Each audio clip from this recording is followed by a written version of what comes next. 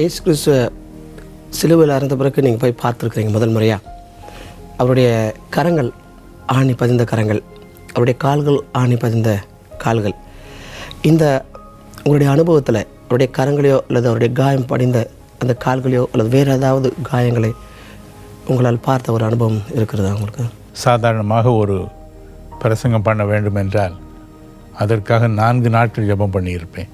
அருமை இரட்சகர் வந்து நான் என்ன பேச வேண்டும் என்று சொல்கிறாரோ அதைத்தான் நான் பேசுவேன். காரணம், நானாக பேசும் ஞானம் அறிவு எனக்கு கிடையாது. நான் வேதாகம சாலைகளில் படித்தவன் அல்ல. நான் ஒரு பேங்கர், ஸ்டேட் பேங்க்கில் நான் ஒரு பேங்கர். அதனால் எனக்கு அந்த அனுபவம்லாம் கிடையாது. பைபிளிலிருந்து நான் பேசுவது முழுவதும் நான் படித்து அறிந்த உண்மைகள். அடுத்தது அருமை இரட்சகர் எனக்கு சொல்லிக் கொடுப்பார். அன்று அப்படிப்பட்ட சூழ்நிலை நான் ஜெபித்து கொண்டே இருந்த பொழுது அவர் தோன்றி அவர், நீ என் காயங்களை பார் என்று சொன்னார். அதுதான் முதல் தடவை. ஸோ அவருடைய காயங்களை கண்டேன், அவருடைய கரத்தின் காயங்களை கண்டேன், கால்களில் உள்ள காயங்களை கண்டேன். நான் என்னுடைய மனதில் யோசித்து இருந்தது, நானாக நினைத்து கொண்டது, அவருடைய முதுகில் உள்ள காயங்கள் இந்த வார் அடித்து கீழே இழுப்பார்கள், அப்படியானால் அது இந்த நீளவாட்டத்தில் இருக்கும். அப்படித்தான் நான் எதிர்பார்த்தேன். ஆனால் அவருடைய முதுகை நான் கண்ட பொழுது அந்த காயங்கள் இப்படி இருந்தன. இந்த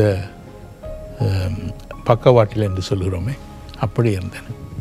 அவருடைய கரங்களை காண்பித்தார். அநேக ஆசிரியர்கள் கூறுகின்றார்கள், இந்த இடத்தில் ஆணி அடித்திருந்தால் அது கிழித்து கொண்டு வந்திருக்கும், அவை இந்த இடத்தில் தான் ஆணி அடித்திருப்பார்கள் என்று. ஆனால் அவர் எனக்கு காண்பித்த பொழுது அவருடைய காயம் இந்த நடுவில் தான் இருக்கிறது. ஆனால் அது ஒரு நேராக இல்லை, ஒரு பார்ப்பதற்கு ஒரு ஒழுங்காக இல்லை, கொடூரமான விதத்தில் அதை அடித்திருக்கிறார். கொஞ்சமும் யோசிக்காமல் அடி, சீக்கிரமாக அடிச்சுட்டு நம்ம வீட்டுக்கு போவோம், அது போன்ற ஒரு மனப்பான்மையோடு தான் அவள் அடித்திருக்கிறார். ஆகவே அதை பார்க்கும் பொழுது உங்களுடைய உள்ளம் உண்மையில் உருகுகிறது, எவ்வளவு கொடூரமாக அடித்திருக்கிறார் என்பதை குறித்து. காலில் உள்ள காயங்களை நான் அதிகம் பார்க்கவில்லை. முதுகில் உள்ள காயங்களையும் இந்த கைகளில் உள்ள காயங்களையும் நான் அன்று கண்டேன்.